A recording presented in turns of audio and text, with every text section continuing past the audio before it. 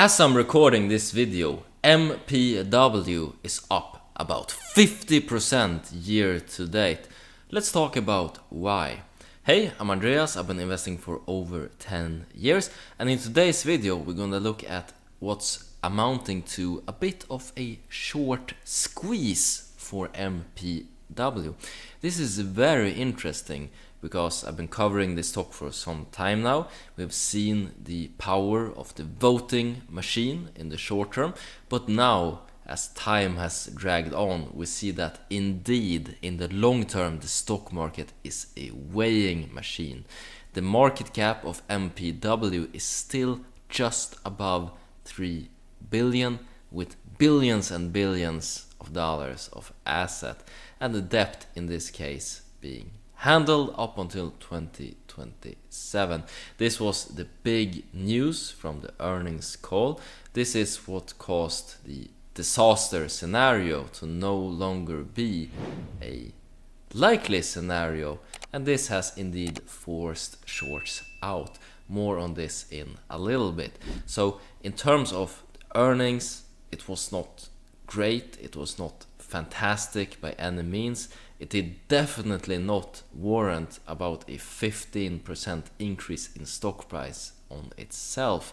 However, as I said earlier, valuations matter, and in this case MPW has been priced basically for bankruptcy, and then it's only natural once we see a scenario of NFFO, normalized funds from operations, increasing from a anticipated by myself and some other analysts 16 cents a share to 18 cents a share instead.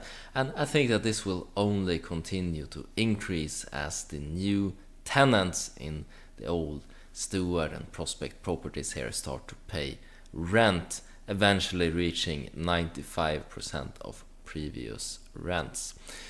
In this case, we see that, alright, funds from operations increasing, debt being handled up until 2027, and with management communicating on the earnings call that yes, we could have taken out a larger covenant, we could have taken out more debt and refinanced. It was oversubscribed on the bond that they did, the senior secured note, at a coupon rate of 7% something. They have some issues in communicating this. When they did the refinancing, they did not communicate the interest rate straight away. Uncertainty, doubt, very bad for stock price, caused a drop in the short term. All recovered now.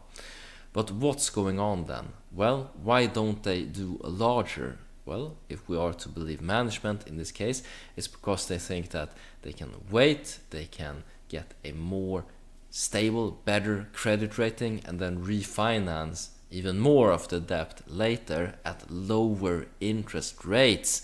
And this is very bad news from the short perspective. Let's take a look at what's been going on with short interest over time here so you can see for yourself. On screen right now we can see that change from previous month, about 9% of the shorts have exited.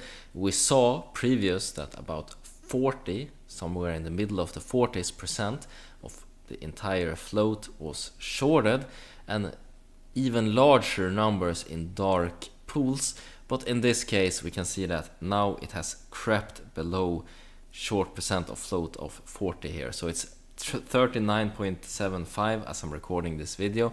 It's lower than 40% now for the first time in a long time, and I think that we will continue to see shorts exiting, and in the short term, voting machine, a lot of buys. This is driving stock price higher. Is it justified? Yes, indeed. In terms of stability of the company, I think that now we have the worst behind us.